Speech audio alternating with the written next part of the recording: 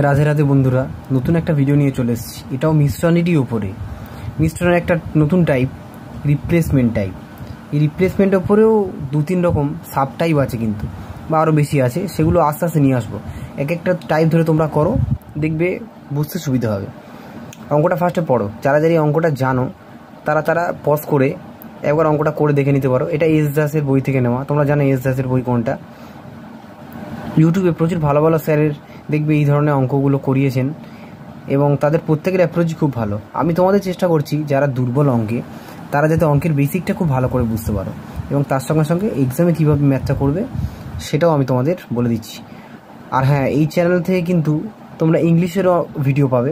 তো চ্যানেলটা নতুন, আরও প্রচুর ভিডিও আস্তে আস্তে তোমাদের আসতে থাকবে ইংলিশ এবং ম্যাথ উভয়েরই উপরে। তো চলো কথা বেশি না বাড়িয়ে ম্যাথটাকে দেখা যাক। ম্যাথটা পড়ার আগে আমরা একটা জিনিস বলে দিই, খুব ভালো করে বুঝে নেবে।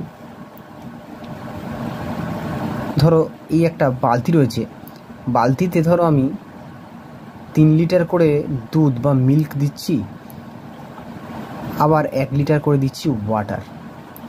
মানে 3 লিটার দুধ ঢালছি, আবার 1 লিটার ওয়াটার ঢালছি, আবার 3 লিটার দুধ ঢালছি, আবার 1 লিটার ওয়াটার ঢালছি। এই করে করে আমার একটা মিশ্রণে পরিণত হয়েছে। এখানে একটা মিশ্রণ রেখেছি। তাহলে এই মিশ্রণের মধ্যে তোমরা ভালো করেই বুঝতে পারছো যে নিশ্চয়ই দুধও যদি 3 ইউনিট থাকে তাহলে 1 ভাগ থাকবে জল। টোটাল দুধের পরিমাণ কত হবে গো? টোটাল দুধের পরিমাণ হবে 4 ইউনিট। আচ্ছা বলো তো, দুধের পরিমাণ যদি টোটাল 4 ইউনিট থাকে, 4 ইউনিট মানে এটা তো অ্যাকচুয়ালি রিয়েল ভ্যালু নয়, এটা রেশিওতে রয়েছে। যে যাই রিয়েল ভ্যালু হোক তার মোট ইউনিট কিন্তু 4-এর সাথে মিলতে হবে। ধরো যদি 40 লিটার থাকে, ধরো যদি 40 লিটার দুধ থাকে, আর 40 লিটারের ভ্যালু যদি 4 হয় তাহলে 1 লিটারের ভ্যালু 10। তাহলে এর মধ্যে থাকবে 30 লিটার দুধ আর 10 লিটার জল। এটা হচ্ছে ফান্ডা।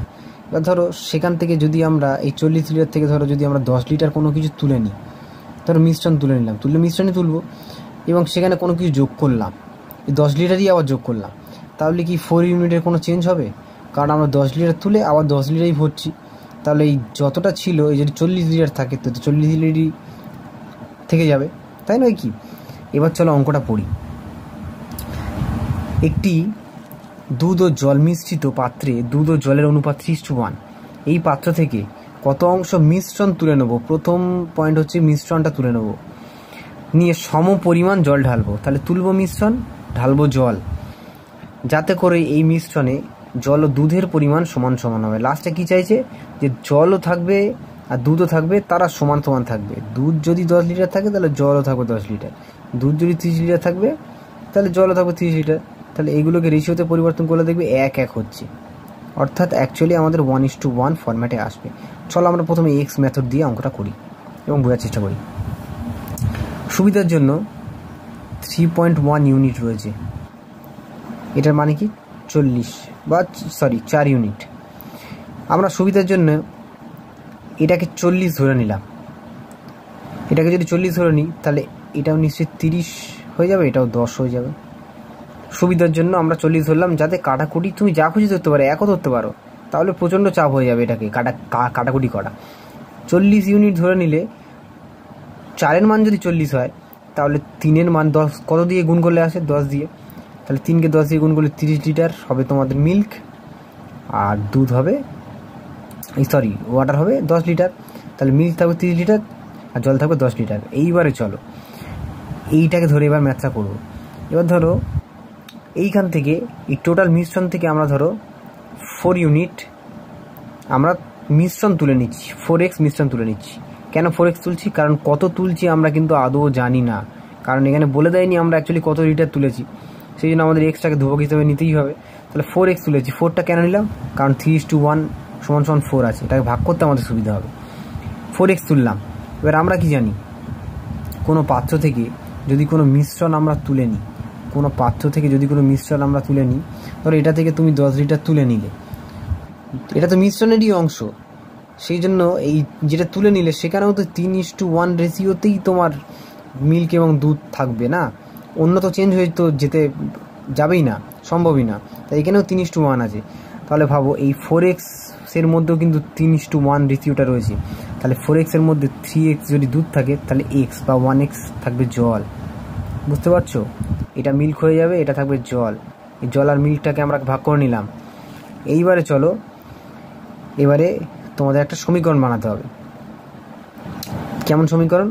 প্রথমে হচ্ছে দুধ, 30 লিটার দুধ ধরেছিলাম, সেখান থেকে তুলে নিচ্ছি 3x দুধ তুলে নিচ্ছি, টোটাল তো 4x, আর সেখান থেকে পেয়েছিলাম 3x দুধ, তাহলে 3x দুধটা আমরা তুলে নিই, মাইনাস করে দিলাম।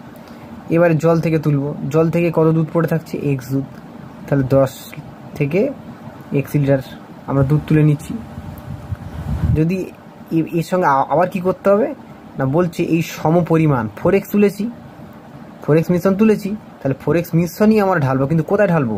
মিশ্রণে আর ঢালবো না, ঢালবো শুধু জলের সাথে, তাহলে জলের পরিমাণটা বাড়বে, মানে তোমার রেশিও চেঞ্জ হবে, কিন্তু টোটাল থাকবে 1।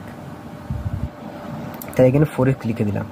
এটা কার সমান না 1/1 এর সমান, মানে সমান সমান হবে। এটাকে সলভ করো, সলভ করলে ইজিলি তোমার অ্যান্সার চলে আসবে 30, এটা 3xই হবে, এখানে চলে আসবে 10 - x + 4x, এটা 30। একটু সরাসরি করার চেষ্টা করছি, তোমরা হচ্ছে গিয়ে এটা যখন সলভ করবে তখন বুঝতে পেরে যাবে।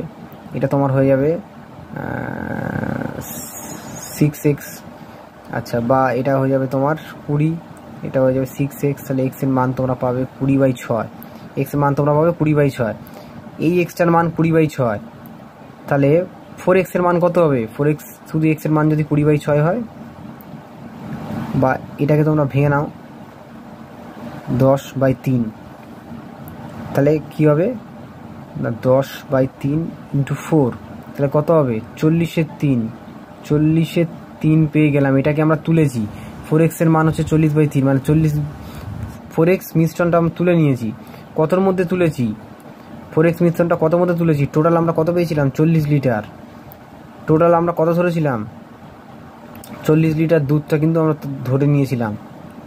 তাহলে এটাকে 40-এর মধ্যে এত পেয়েছি। এটাকে যদি তোমরা সলভ করো পাবে 1/3। সলভ করলে কত পাবে?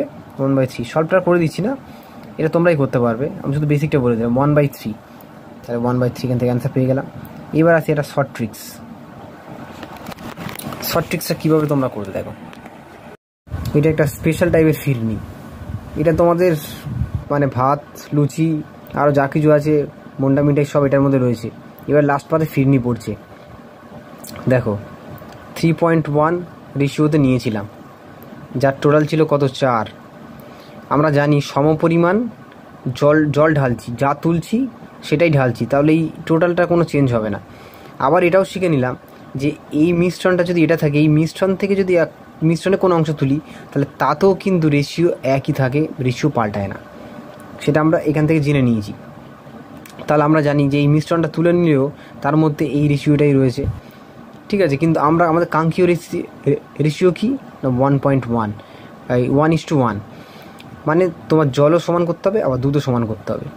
তাহলে দেখো এখানে একটা বেসিক জিনিস আমাদের মাথায় আসছে যে দেখো এখানে দুধ তো ছিল 3 ইউনিট, জল তো ছিল 1 ইউনিট। আমরা এই সমপরিমাণ জল তুলেছি, এই সমপরিমাণ জল ঢালবো, তাহলে জলটা যদি ঢালি তাহলে দুধটা তো আর ঢালছি না, দুধটা সমান থাকবে। তাহলে এখানে দুধটাও 1 কেন আছে? দুধটাকেও 3 করো, তাহলে 3 দিয়ে বোথ, এবার একটা সাইড গুণ নয়, বোথ সাইড গুণ করতে হয়, তবে রেশিও বজায় থাকে। 3.3 হবে, তবেই তো তুমি 1:1টা পাবে। তাহলে 3:3 হয়ে গেল। এবার আমরা এখান থেকে দেখো এই দুধ সমান হয়ে গেছে, দুধ সমান করার সঙ্গে সঙ্গে বুঝতে পারলাম যে জলটা বেড়েছে। কত বাড়লো? 2 বাড়লো।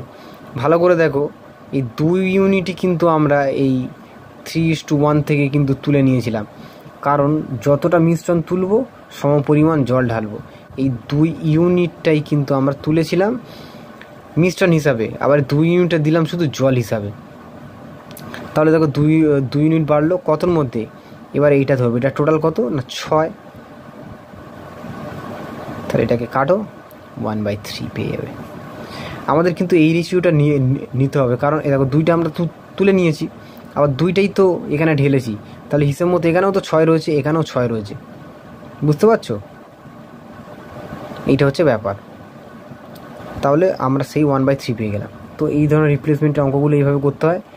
আরও ম্যাথ নিয়ে আসবো, একটা করে ধরে করছি, কারণ তোমাদের যাতে কনসেপ্ট ক্লিয়ার হয় জলের মতো। তো তাও যদি কোনো সমস্যা থাকে তোমরা অবশ্যই কমেন্ট করবে, আর শেয়ার সাবস্ক্রাইব করতে কিন্তু ভুলবে না। আরও চেষ্টা করছি তোমাদের জন্য আরও কিছু কিছু ভালো ভালো টপিক বা কিছু কিছু ভালো ভালো ম্যাথ যেগুলো খুবই আটকে যায় সেগুলোকে দেওয়ার।